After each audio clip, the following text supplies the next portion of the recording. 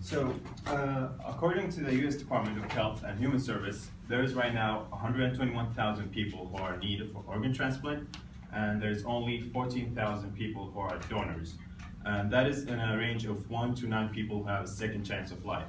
And that's why I chose the topic of legalizing organs sale, because for some of you may not know that selling your organ is strictly illegal here in the United States.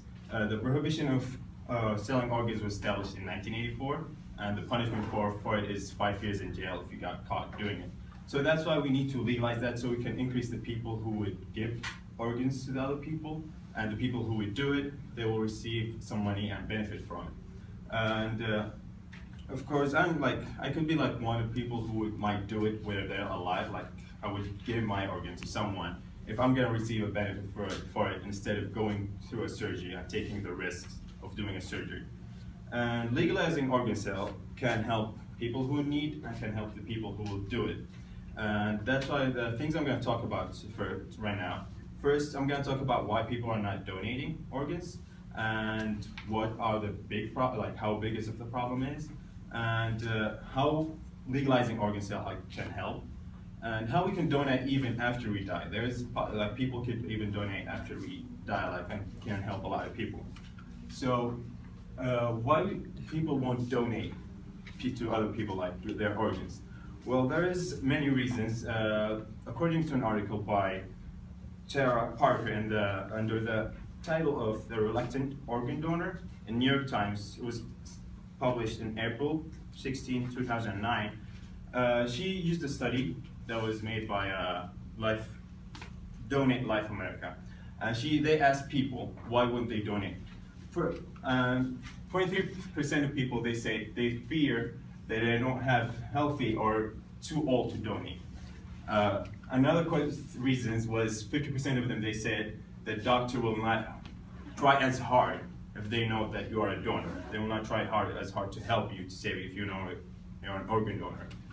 Another 57% of people said they question whether they can recover from brain death. But this is one of few reasons that many of them are actually all myths. Like, doctors' first priority is to save the human life, no matter what, you are a donor or not. Their first priority is to save the person because you're gonna be there in a few minutes, so they have to save you no matter what reasons. And if you're healthy or not, that goes back to the doctor to decide that. They will see if your organs healthy. If you're a smoker, yes, your lungs will be bad, but you could have a healthy kidney, you could have a healthy liver, you could have a healthy heart that could help people.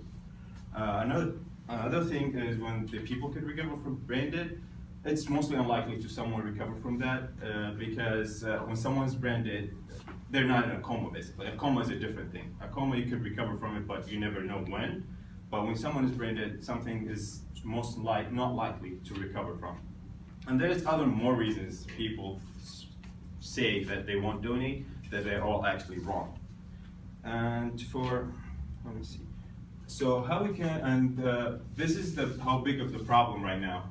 If you can see right here, I got it from the organdonor.gov, this chart, and that shows how many people need organs transplant throughout the years, and that's the number of donors, and that's the number of the surgeries that's been done for organ transplant. And as you see right here, the number is actually going down, but right here is keep on increasing. So that gap is keep on going more and more with the time. And we need to fix that problem, because then we can have bigger problems. Because according to organ.gov, every 10 minutes there is someone added to the waiting list. And every day there is 22 people die for not receiving the organ transplant.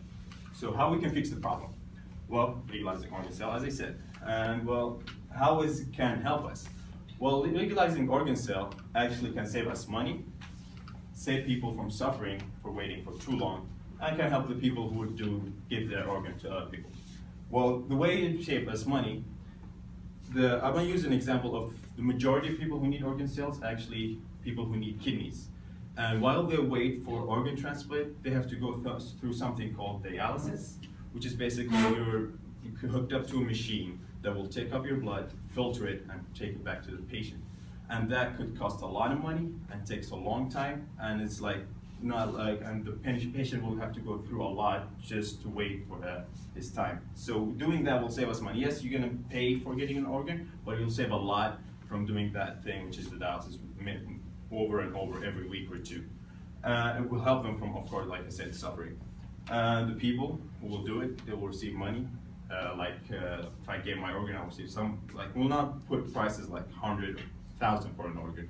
They have to be, like, set on a price, certain price, so that people can afford getting an organ transplant.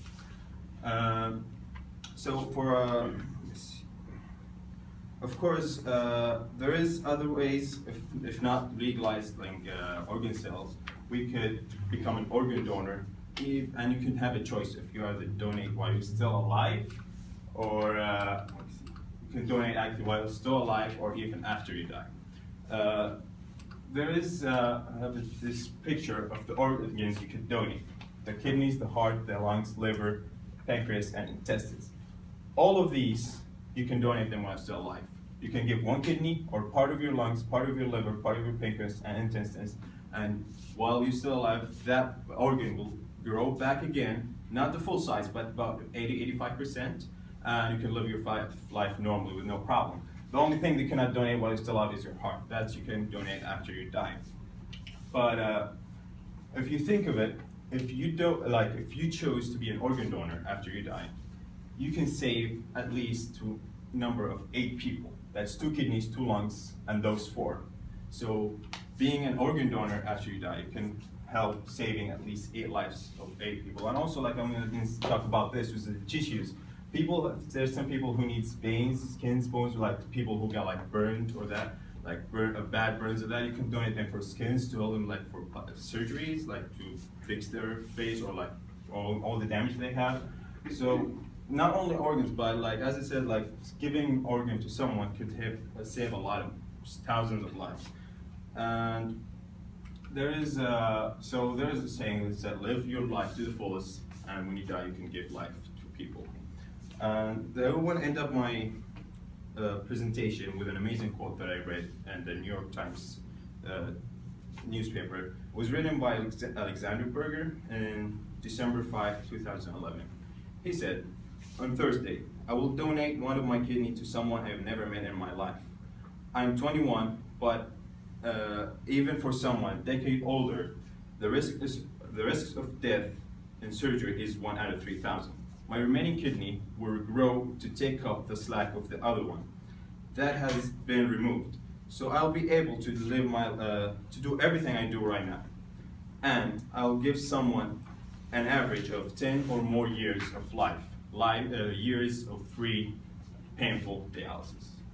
So with that, let's say thank you.